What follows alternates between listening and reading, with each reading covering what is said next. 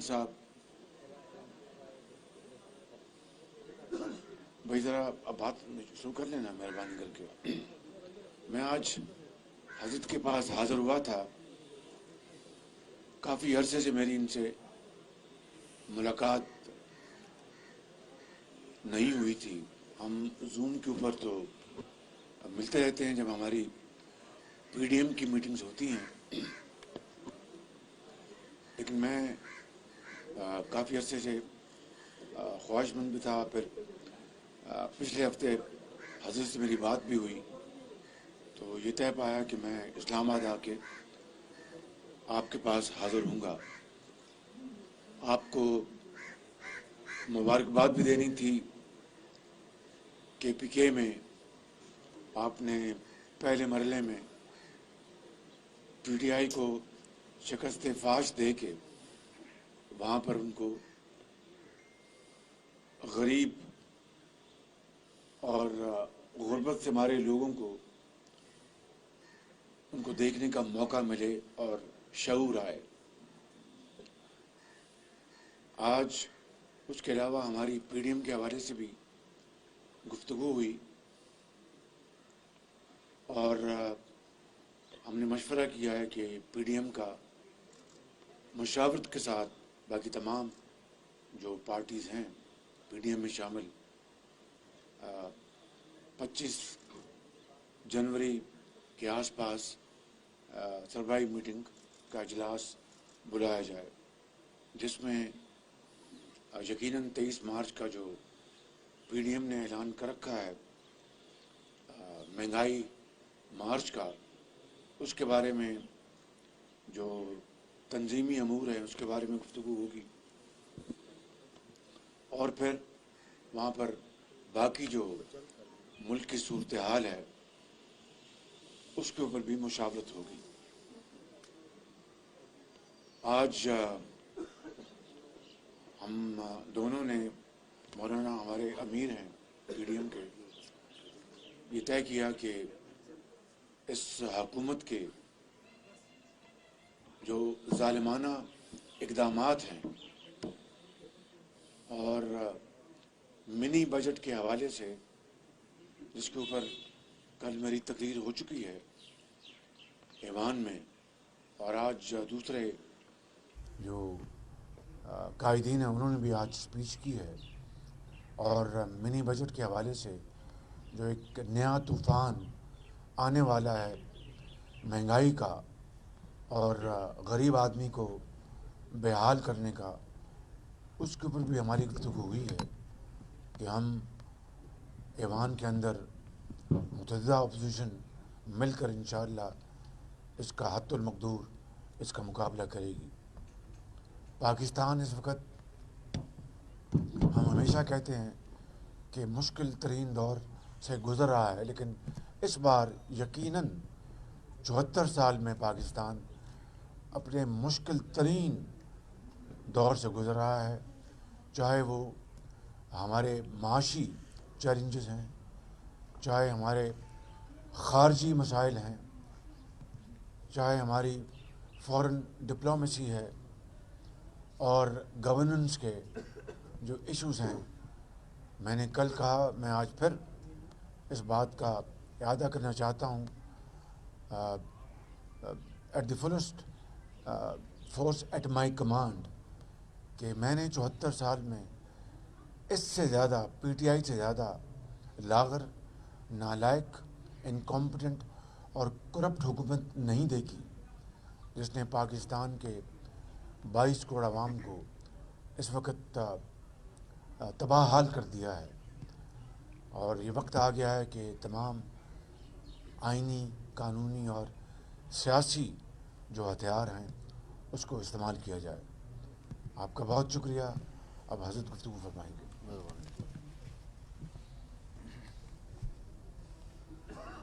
بسم اللہ الرحمن الرحیم. نحمدہ ونصلی علی رسولہ الکریم.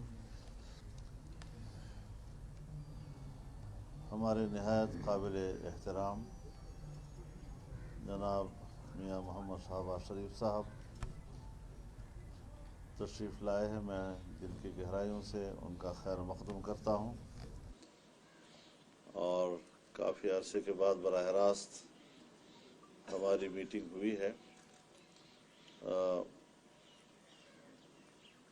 جو صورتحال میاں صاحب نے بیان کی ہے اور اس وقت جو منی بجٹ پیش کیا جا رہا ہے، جس سے کہ مہنگائی کا ایک نیا طوفان اٹھ کھڑا ہوگا، تعجب کی بات یہ ہے کہ جس حکومت کو اپنے عام غریب آدمی کا احساس نہیں اور بین الاقوامی اداروں کو اور ان کا مفاد ان کو عزیز ہے، ان کے مطالبات، ان کے دباؤ پر قانون سازی کی جا رہی ہے، تو ایسی صورتحال میں 23 مارچ کا لانگ مارچ اور بھی زیادہ ناگزیر ہو گیا ہے، اور اس مہنگائی مارچ میں پوری قوم شریک ہوگی، اسلام آباد کی طرف ہاں آئے گے، اور ہم یہ سمجھتے ہیں کہ آج عوام براہ راست اپنے حق کی جنگ لڑے گی۔ پی ڈی ایم اس کی قیادت کرتے ہوئے ان کی آواز بنے گی، تمام سیاسی جماعتیں ایک پلیٹ فارم پر ہوں گی، اور انشاءاللہ العزیز یہ پاکستان کی تاریخ کا بڑا ایک انقلابی قدم ہوگا جو 23 مارچ کو پورے ملک کی سطح پر اٹھایا جائے گا۔ اس کے ساتھ ہی میں ایک دوسری بات بھی عرض کرنا چاہتا ہوں۔ جناب میاں نواز شریف صاحب کی حکومت میں موٹر ویز کا جال بچھایا گیا، بجلی کی پیداوار میں بہت زیادہ اضافہ کیا گیا۔ چائنا جو ہمارا بڑا گہرا دوست روز اول سے چلا آ رہا تھا، اس کی دوستی ایک اقتصادی دوستی میں تبدیل ہوئی، اور خدا کر کے سی پیک کا مغربی روٹ ڈیرہ اسماعیل خان تک مکمل ہوا ہے۔ ہم بند کمروں میں افتتاح کے قائل نہیں ہیں، اور نہیں ایسا پروجیکٹ کہ جس کو اس موجودہ حکومت نے تباہ کیا ہے، اور اتنے بڑا پیسہ جو چین پاکستان میں انویسٹ کر رہا تھا، اس کو جس طرح جمود کی طرف دھکیلا ہے، ہم ان کو اس پروجیکٹ کے کسی حصے کے افتتاح کرنے کا حقدار نہیں سمجھتے۔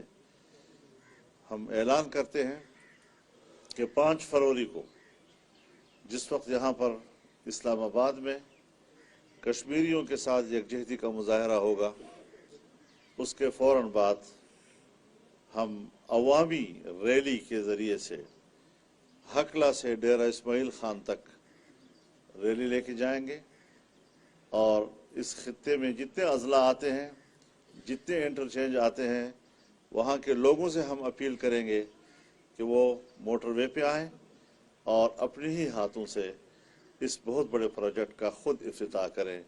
انشاءاللہ ایک عوامی ریلی ہوگی جو 5 فروری کو اس کا افتتاح کرے گی۔ اس کے علاوہ 25 جنوری کو انشاءاللہ العزیز پی ڈی ایم کا سربراہی اجلاس ہوگا، جس میں 23 مارچ اور 5 فروری اس حوالے سے جو انتظامی معاملات ہیں اس پر ایک نظر ڈالی جائے گی، اور اس میں اگر جو بھی مشاورت کے ذریعے سے کچھ چیزیں طے ہوں گی وہ آپ کے سامنے لائی جائیں گی۔ لیکن ساتھ ساتھ ہم اس بات پر بھی غور کر رہے ہیں کہ اس حکومت کو فوری طور پر رخصت کرنے کے کیا کیا آپشنز ہو سکتے ہیں۔ پی ڈی ایم کے اجلاس میں اس پر بھی غور کیا جائے گا تاکہ حجت تمام ہو جائے۔ ہم سیاسی جماعتوں سے بھی کہنا چاہتے ہیں، اور حکومت کے ساتھ جو اتحادی جماعتیں ہیں، انہوں نے کس امید کے ساتھ اس حکومت کے ساتھ اتحاد کیا تھا حکومت بنانے میں، لیکن انہیں اعتراف کر لینا چاہیے کہ वो इत्तेहाद कौम के फ़ायदे में साबित नहीं हुआ। हम उनको भी अपील करते हैं कि वो अब मुल्क की मफाद के लिए सोचें, गरीब आदमी के लिए सोचें, मुल्क को बचाने के लिए सोचें, वरना ये जो इस वक्त मिनी बजट की सूरत में हो रहा है और या स्टेट बैंक को इख्तियारात देने के नाम पर उसको भी इख्तियार किया जा रहा है और IMF से उसको वाबस्ता किया जा रहा है, तो ये तो एक आज़ाद रियासत पाकिस्तान को दोबारा कानूनी बनाने की तरफ हम जा रहे हैं। हम इमरान खान और उसके रजीम को ये हक नहीं देते कि वो पाकिस्तान की एक आज़ाद रियासत को दोबारा कानूनी बनाए और गैर मुल्की इदारों के रहम करम पर हमें छोड़ें। हम अपनी मईशत को आज़ाद रखना चाहते हैं और हमारी कौम मेहनती कौम है, वो मुल्क की मईशत की बेहतरी में एक बहुत बड़ा किरदार अदा कर सकती है, लेकिन क़यादत जो है वो भी इसकी अहल हो कि वो आवाम की उमंगों पर पूरा उतर सके। मैं इन 2-3 बातों के साथ एक बार फिर जनाब मियां शहबाज शरीफ साहब का शुक्रिया अदा करता हूँ और इंशाअल्लाह अगले इक़दामात से जब होंगे आपको आगाह करेंगे। ये बताएं कि आपने जैसे आईनी कानूनी हैसियत की बात की है, तहरीक-ए-आज़म एतमाद ला रहे हैं आप मियां साहब, तहरीक-ए-आज़म एतमाद के हवाले से बात हुई है, आपको क्या कहेंगे? जी बिल्कुल, हजरत से इसके ऊपर बात हुई है और यही तय पाया है कि PDM का जो अगला सरबराह इजलास होगा उसमें ये बतौर एजेंडा आइटम होगी बात और उसके ऊपर भरपूर मुशावरत के बाद फैसला दिया जाएगा इंशाअल्लाह। मौलाना साहब ये फरमाइएगा, आपने ऑप्शंस की बात की हुकूमत को घर करने के हवाले से, क्या आपको उम्मीद है कि जिस तरह खैबर पख्तूनख्वा में वो न्यूट्रल रहे हैं, इन ऑप्शंस के इस्तेमाल के दौरान वो न्यूट्रल रहेंगे और आप कामयाब हो सकेंगे? मेरे ख्याल में इस हकीकत को तस्लीम किया जाना चाहिए कि जिन इदारों से हमें शिकायत थी कि उनकी मुदाखलत से 2018 का इलेक्शन कबूल नहीं किया जा सका और जहां एक नालायक और नाजायज़ हुकूमत को तस्लीम न करने की बात हो रही थी, वहां इदारे भी तनकीद की ज़द में आ रहे थे, जो मुल्क की सियासत के लिए कोई अच्छी अलामत नहीं है। आज जब KP में बल्दियाती इलेक्शन का पहला मरहला हुआ और हमने देखा कि कोई इदारा जो है वो इलेक्शन के पोलिंग स्टेशंस पर या गिनती के दौरान नज़र नहीं आया, तो फिर आपने देखा कि उसके नताइज फिर क्या सामने आए हैं। तो हम आइंदा भी यही तवक्को रखते हैं, इदारे की जो इज़्ज़त है वो उनके अपने आईनी दायरे कार के अंदर रहते हुए किरदार अदा करने में है और हम यही उनसे तवक्को रखते हैं और आइंदा भी आम इंतखाबात में इंशाअल्लाह यही रिवायत अगर मुस्तहकम हो गई और बरकरार रही तो आप देखेंगे कि मुल्क के सियासत के और इंतखाबात के नताइज क्या होंगे। मौलाना साहब ये बताइएगा कि इलेक्शन कमीशन ने दूसरे मरले के इंतखाबात में फौज को तलब कर लिया, आपने कहा गिनती में वो नहीं थे तो कोई असरअंदाज नहीं हुआ, अब क्या उम्मीद है आपको? मेरे ख्याल में वो जो फ़ौज को तलब करने वाली बात है हम मुस्तरद करते हैं। इलेक्शन कमीशन ग़ुलाम मत बने, वो आज़ादाना इलेक्शन की ज़िम्मेदारी ले। इस वक्त भी वहाँ पर इंतज़ामी तब्दीलियाँ लाई जा रही हैं, डिप्टी कमिश्नर्स को तब्दील किया जा रहा है, प्रिजाइडिंग ऑफिसर को तब्दील किया जा रहा है, नए नए लोगों को इमरजेंसी में तैनात किया जा रहा है और तहसील लेवल पर असिस्टेंट कमिश्नर्स को, पुलिस के अफसरान को, ये सारा इब्तिदा करना है कि अपनी मर्ज़ी के नताइज हासिल कर सकें। इसकी इजाज़त नहीं दी जाएगी और सख्त मुज़ाहमत की जाएगी। लिहाजा इलेक्शन कमीशन वो अपने आप को मुतनाज़ा मत बनाए। मुकम्मल अमन व अमान है और पूरे सूबे में इंतखाब हुआ और अमन व अमान के हवाले से मिसाली रहा है। इंशाअल्लाह ऐसी नौबत नहीं आएगी। आपका सबका बहुत बहुत शुक्रिया, बहुत मेहरबानी। बहुत शुक्रिया।